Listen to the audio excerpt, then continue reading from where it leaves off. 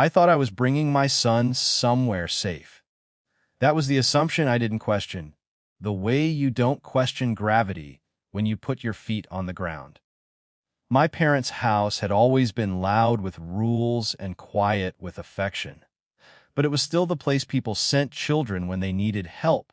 It had always been that way. The visit wasn't meant to be dramatic. I had work travel. 2 days.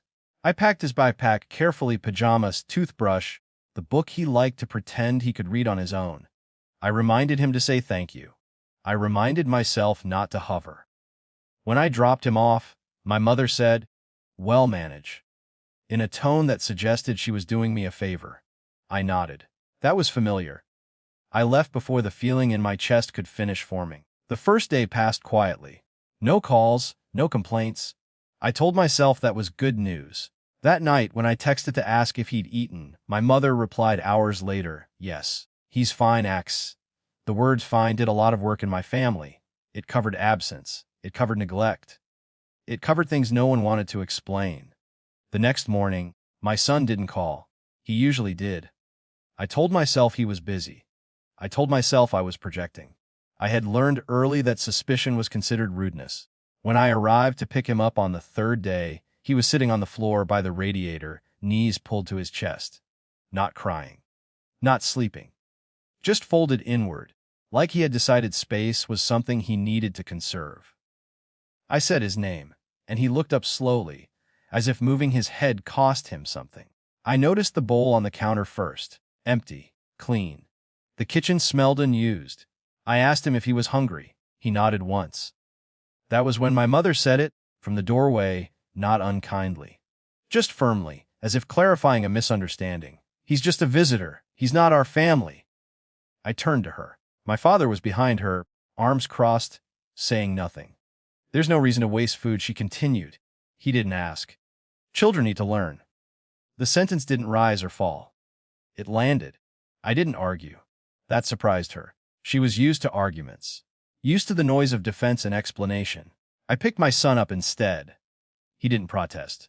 He didn't cling. He just rested his head against my shoulder with a heaviness that made my arms ache. I fed him at a cafe 2 blocks away. Soap first, slowly. That because I knew better than to rush.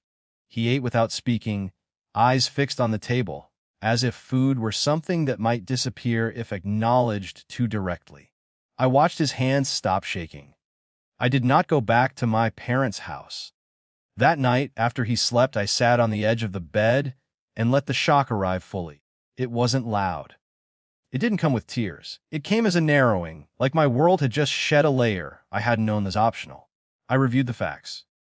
2 days. No meals. A decision framed as principle. No apology offered, because none was needed, in their view. I understood then that this wasn't a mistake. It was policy. In the morning, I canceled the payments. There was no speech attached to it. No message. I didn't explain my reasoning because reasoning implies debate, and debate implies that someone still has standing. I closed accounts. I redirected funds. I unsubscribed from obligations that had never been formalized but had been relied upon all the same. The calls came quickly. At first they were confused, then indignant, then wounded. My mother left a message saying I was overreacting. My father texted that family handles things internally. That phrase, handles things internally, had always meant silence in one direction and endurance in the other. I didn't respond. The authority entered quietly the way it usually does. A pediatrician visit, routine on paper. Weight noted, dehydration noted, questions asked in neutral tones. A form filled out. A follow-up scheduled. Then a call from a school counselor who had noticed changes. She used careful language. As concerning indicamentation. Support services GRI. Paper replaced argument. Dates replaced excuses. When my parents realized this was no longer a conversation, but a record, their tone changed again. They wanted to meet. To explain. To contextualize. My mother cried on the phone for the first time in years and said she hadn't meant it that way. I believed her. That was the problem. That way was the way it happened.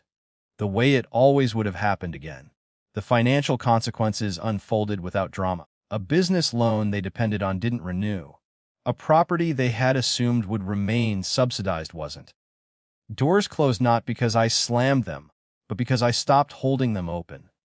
They told relatives I had abandoned them. They told friends I had misunderstood. They did not tell anyone about the bowl on the counter. I did not correct the story. My son recovered. Children do, when given consistency and enough calories and the sense that someone is watching. He asked once if he had done something wrong. I told him no, and I meant it so fully that it surprised both of us. At night, when the house was quiet, I felt the grief come and go. Not grief for what I lost, but for what had never been real. The idea that blood guaranteed care, that help once given, transformed the giver into family. It hadn't. I don't feel victorious. There was no moment where balance felt restored. There is just a clean line where something ended. I protect my child now without explaining myself. I do not answer calls that ask for reconciliation without accountability. I do not negotiate food safety or dignity. What my parents lost was not everything. What they lost was access. And what I gained was the certainty that some boundaries don't need to be announced to be real.